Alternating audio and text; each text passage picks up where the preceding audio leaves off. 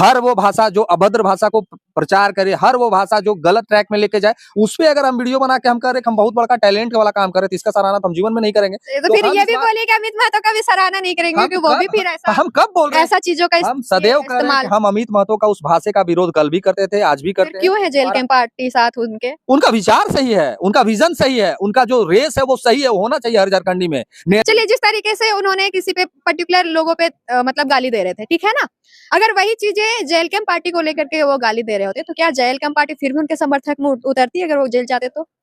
देखिए, jail camp party इस पूरे प्रकरण में जेल कैंप पार्टी का कहीं कोई लेना देना नहीं है। हमने पहले भी कहा कि समर्थक मेरा लोग हो सकते हैं, पार्टी के अधिकारी नहीं हो सकते हैं।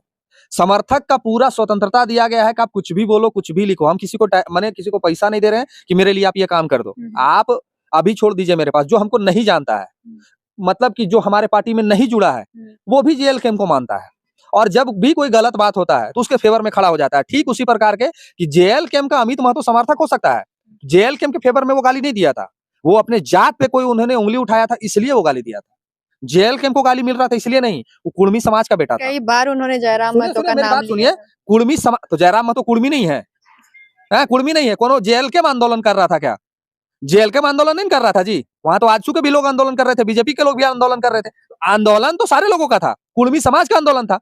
तो कुर्मी का बेटा होने के नाते ये उसके मुंह से निकला, ना कि जेल कैंप के सपोर्टर होने के नाते। तो फिर आप ये कहते हो समाज हितैषी हो सकता है, राज हितैषी नहीं हो सकता? नहीं, समाज हितैषी हो सकता है, वो राज हितैषी भी हो सकता है अगर वो भाषा की मर्यादा को बदले तो। उसका जो विजन है, उसका जो सोच है, उसका जो जज्बा है, वो अगर राजहित में काम करना चाहेगा तो उसके जैसे का स्वागत है, राजनीति उसका स्वागत करती है। आप गलत है यहाँ पे। नहीं, हम नहीं मानेंगे इस बात को गलत। यहाँ चोर को नेता बना दिया जाता है, यहाँ डकैत का मतलब किसी गाली देने वालों को भी आप नेता बना दें। आप ही पोस्ट किए थे जिस दिन वो जेल गया, उसी दिन की उसको अगले बार उसको विधायक बनाया जाएगा, वो विधायक बनेगा। ऐसे लोग सब, तो आपको नहीं लगता कि कल को कोई भी युवा आ करके गाली देना शुरू कर देंगे और उनको पता है कि उनके समर्थक में जेल के उतरेगा और उनको विधायक बनाएगा? आप ये बात तो बता दिए, हमने कहा कि उसको विधायक बनाना है, हमने ये भी कहा था कि उसके गाली का हम विरोध करते हैं, ये आप नहीं कर रहे हैं। चलिए, तो कल को कोई भी गाली देगा, आप बोलिएगा उनके गाली को विरोध करते हैं। गाली विरोध, हम गाली का विरोध कल भी और आज भी कर रहे हैं। हम ये कह रहे हैं कि आप गाली नहीं दीजिए, अपने विजन को सही रख के आप आगे बढ़िए। वैसे लड़के की जज्बे की जरूरत है झारखंड को। यहाँ कोई बलात्कारी नेता नहीं बन रहा है,